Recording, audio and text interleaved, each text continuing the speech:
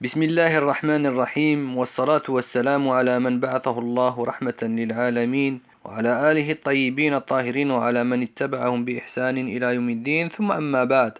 نلتقي مرة أخرى أيها الأحباب مع درس جديد من شرح عمدة الفقه لابن قدامة المقدسي رحمه الله تعالى. Donc بإذن الله on continue toujours le commentaire de Umdatul Fiqh.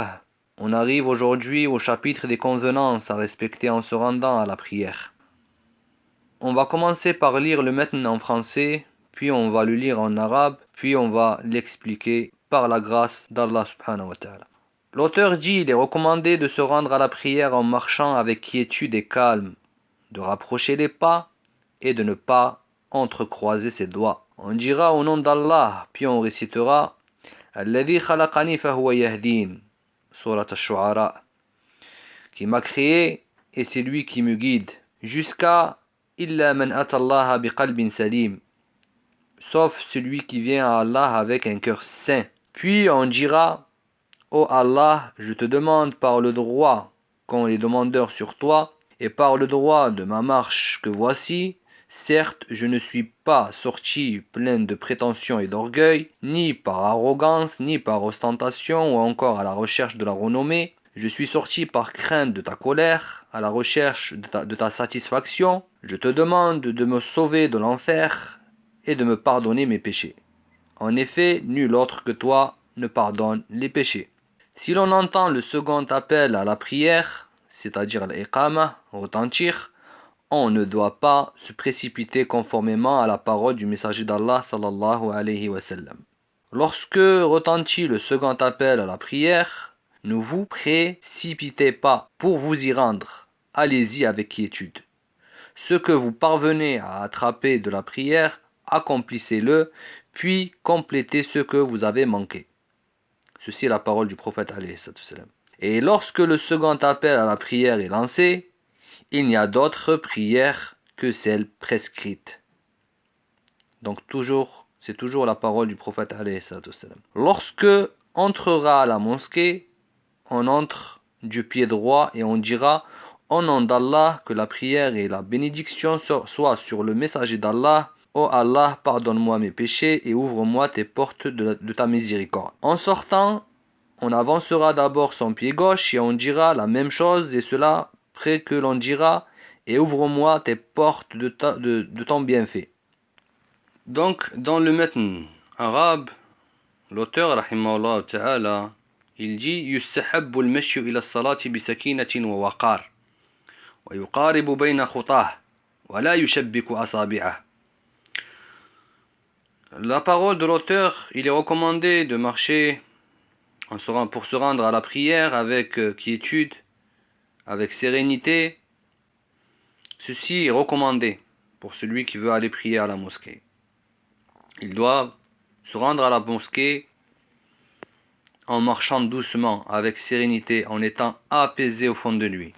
Il ne doit pas se précipiter, car il se rend vers une demeure parmi les demeures d'Allah subhanahu wa ta'ala, pour accomplir une prescription qu'Allah subhanahu wa ta'ala a prescrit à ses serviteurs.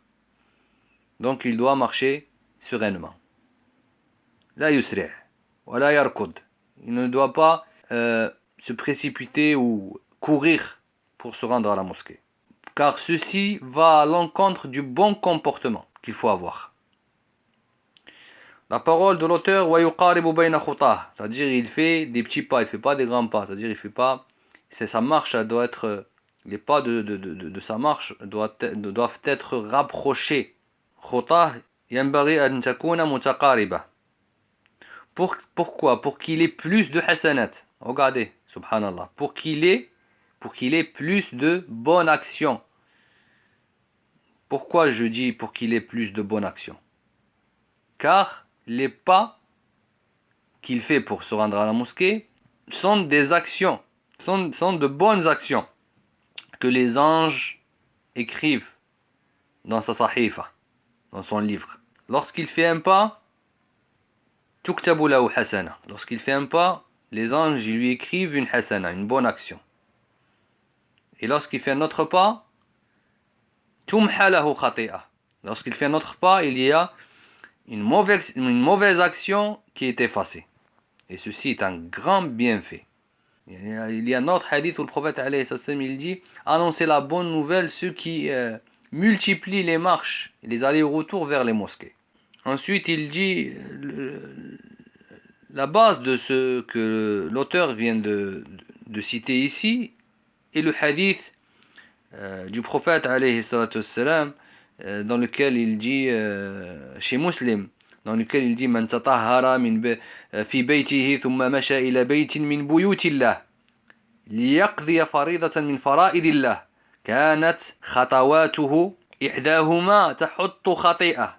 L'une elle efface une mauvaise action, wal ukhra tarfa'u daraja, et l'autre pas qu'il fait elle le lève en degré.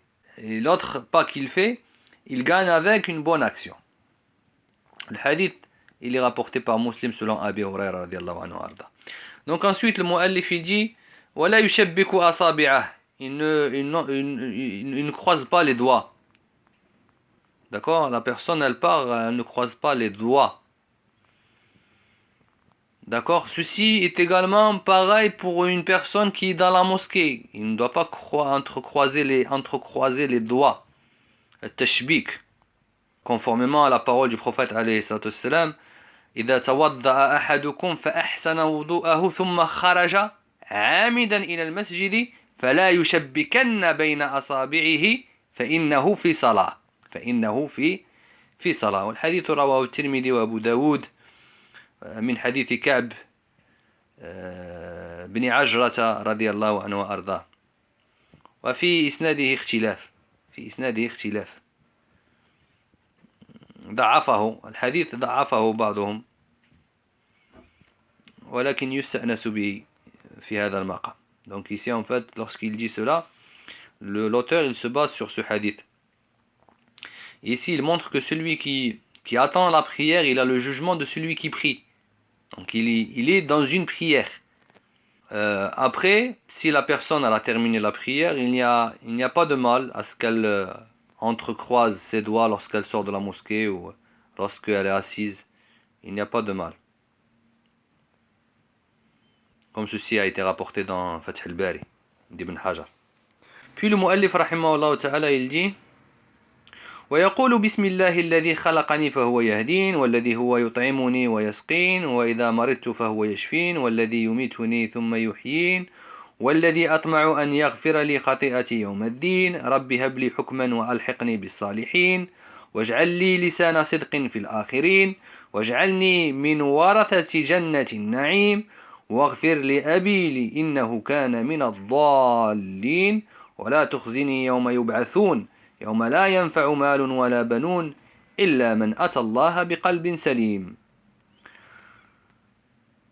Donc ce dhikr que l'auteur il a cité ici, en apparence, le fidèle le prononce lorsqu'il se rend à la mosquée sur son chemin, ou lorsque il s'apprête à rentrer à la mosquée. Ceci dit, il n'y a rien qui a été prouvé à ce sujet, d'après le prophète alayhi salam. Donc ceci doit être basé sur un dalil authentique pour pouvoir prononcer cette invocation que l'auteur a citée ici. Donc alors qu'il n'y a aucun dalil pour dire tout ce verset de Surat Ash-Shu'ara pour se rendre à la mosquée. Il n'y a aucun dalil authentique. D'accord? ثم قال المؤلف رحمه الله تعالى ويقول اللهم إني أسألك بحق السائلين عليك وبحق ممشاي هذا فإني لم أخرج أشرا ولا بطرا ولا رياء ولا سمعة خرجت اتقاء سخطك وابتغاء مرضاتك أسألك أن تنقذني من النار وأن تغفر لي ذنوبي إنه لا يغفر الذنوب إلا أنت. Donc cette invocation là, le cheikh Al-Mujaddid Muhammad ibn Abdil Wahhab rahimahullah ta'ala l'a cité dans son épître As-Salah. Et cette invocation elle a été rapportée d'après Abi Sa'id al-Khudri radiallahu anhu. Cependant, dans le sanad de ce hadith là, il y a un homme qui s'appelle Atiya al-Awfi, qui est très faible. Atiya al-Awfi, qui est très faible. Et ce hadith il a été rapporté par Ibn Majah, l'imam Ahmed, Ibn Abi Shayba dans son Musnaf, et d'autres, selon diverses versions, d'après Fudayl ibn Marzouk, عن عطية العوفي عن أبي سعيد الخدري رضي الله عنه وارضاه. Et ce hadith il a été affaibli par Al-Mundhiri dans Targhib, parmi les contemporains Al-Albani, dans Da'if il a affaibli, et d'autres muhaddithin ont affaibli ce hadith là. Donc cette invocation elle n'est pas prouvée également, comme l'invocation du verset 2 Ash-Shu'ara. Donc les deux invocations ici citées par Al-Mu'allif ne sont pas authentiques. Et il y a du shirk. Il y a du shirk dans la deuxième invocation. Allahumma inni as'aluka bihaqqi as-sa'ilina alayk. Il y a du shirk dans cela. Tawassul. Il y a du tawassul bihaqqi as-sa'ilin. Alors qu'il y a un autre hadith qui a été rapporté dans ce chapitre pour se rendre à la mosquée, qui a été rapporté par Al-Bukhari. Donc je ne sais pas pourquoi l'auteur il ne le cite pas, alors qu'il est clair. Le prophète alayhi salam, le hadith a été rapporté par Al-Bukhari et Muslim selon Habrul Ummah Ibn Abbas radiyallahu anhuma. Le prophète alayhi salam il dit Allahumma ij'al fi qalbi noura wa fi lisani noura wa ij'al fi basari noura wa fi sam'i noura وأمامي نورا وخلفي نورا وعن يميني نورا وعن شمالي نورا ومن فوقي نورا ومن تحت نورا اللهم أعطني نورا وزدني نورا. هذا هو الحديث الثابت في هذا الباب. Ce hadith là il est authentique dans ce chapitre là. Donc si la personne doit dire un dua, il dit ce dua qui a été rapporté par le prophète alayhi salam. Donc pour faire la traduction, Allah projette dans mon cœur une lumière, dans ma langue une lumière, dans mes yeux une lumière, dans mon ouïe une lumière, devant moi une lumière, derrière moi une lumière, à ma droite une lumière, à ma gauche une lumière, en haut de moi une lumière, en dessous de moi une lumière, donne-moi une lumière et augmente et rajoute-moi de la lumière. Si on traduit mot à mot, c'est toujours difficile avec l'arabe, avec le français à fond.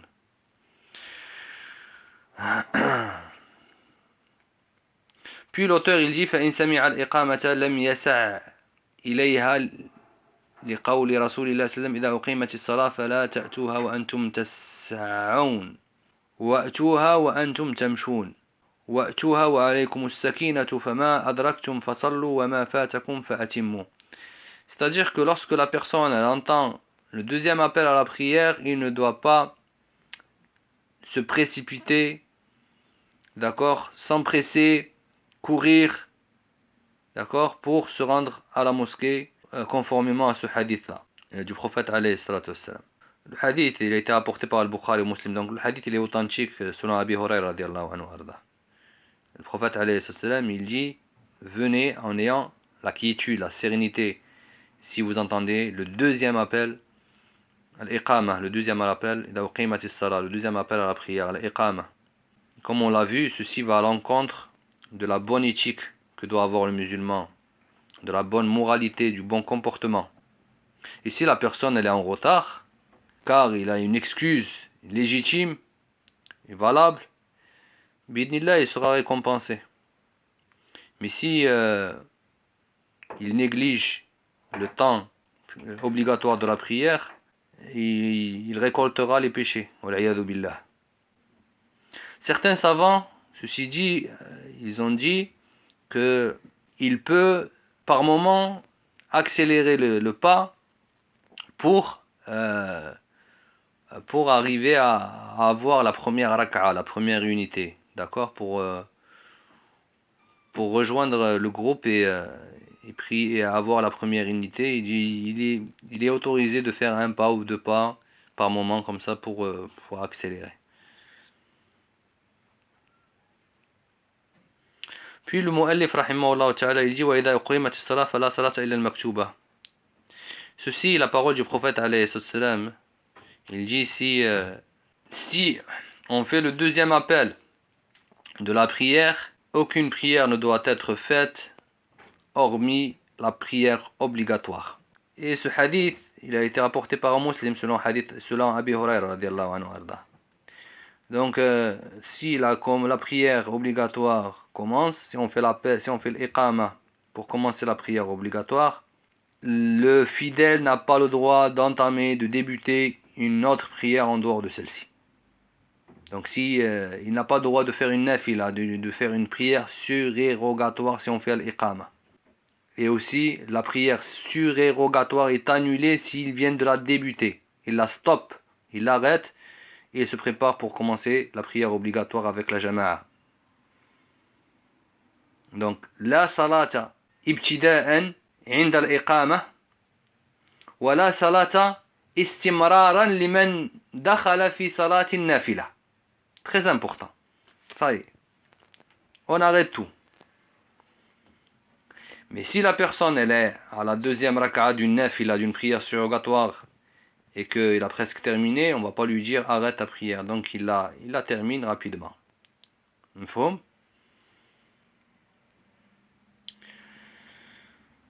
Donc s'il est à la dernière unité, et qu'il a presque terminé, il la termine rapidement. Puis le mu'allif rahimahullah ta'ala dit وإذا أتى المسجد قدم رجله اليمنى في الدخول وقال بسم الله والصلاة والسلام على رسول الله اللهم اغفر لي ذنوبي وافتح لي باب رحمتك وإذا خرج قدم رجله اليسرى قال ذلك إلا أنه يقول وافتح لي أبواب فضلك. Ce dua il a été rapporté selon plusieurs versions de hadith. Dans certaines il y a une coupure dans la chaîne de transmission, car c'est un hadith qui a été rapporté selon la narration de Fatima as-Sughra, selon Fatima al-Kubra. Fatima bint al-Nabi alayhi salam, Fatima la fille du prophète alayhi salam. Mais l'ensemble des hadiths qui ont été rapportés dans ce chapitre montrent la légitimité de dire cette invocation-là. Lorsqu'il sort, il dit ce dua. Sauf qu'il va dire Iftahli abwaba fadlik au lieu de rahmatik. D'accord? Quand il rentre, il dit ouvre-moi les portes de ta miséricorde. Et lorsqu'il sort, il dit ouvre-moi les portes de ton bienfait. Pourquoi il y a cette différence entre la sortie et l'entrée? Car quand il entre, il demande la miséricorde d'Allah subhanahu wa ta'ala. Et quand il sort, il demande le bienfait d'Allah subhanahu wa ta'ala. C'est pour cela qu'Allah subhanahu wa ta'ala a dit dans Surat al-Jumu'ah فإذا قضيت الصلاة فانتشروا في الأرض وابتغوا من فضل الله. Allah, quand la prière du vendredi, quand la prière est terminée, la prière du Jumu'ah, dispersez-vous sur terre. Allah il a dit et demandez de son bienfait. Allah n'a pas dit et demandez de sa miséricorde. Il a dit et demandez de son bienfait. Et invoquez Allah abondamment. Peut-être que vous allez réussir. Donc ici on termine le chapitre sur Adab al-Mashi ila as-Salah. Adab. Babu Adabi al-Mashi ila as-Salah. Donc j'espère que c'est clair. Vous remarquerez que le mu'allif, il y a toute une chronologie dans ces chapitres-là. Donc il se rapproche petit à petit de la prière et de ses piliers, de ses conditions. Donc, bi'idhnillah, on se retrouve pour un prochain cours la prochaine fois. Bi'idhnillah subhanahu wa ta'ala. Et on rentrera dans Babu Sifatis Salah, chapitre, la description de la prière. Subhanakallahumma wa bihamdika ashhadu an la ilaha illa ant astaghfiruka wa atubu ilayk. Hayyakumullah.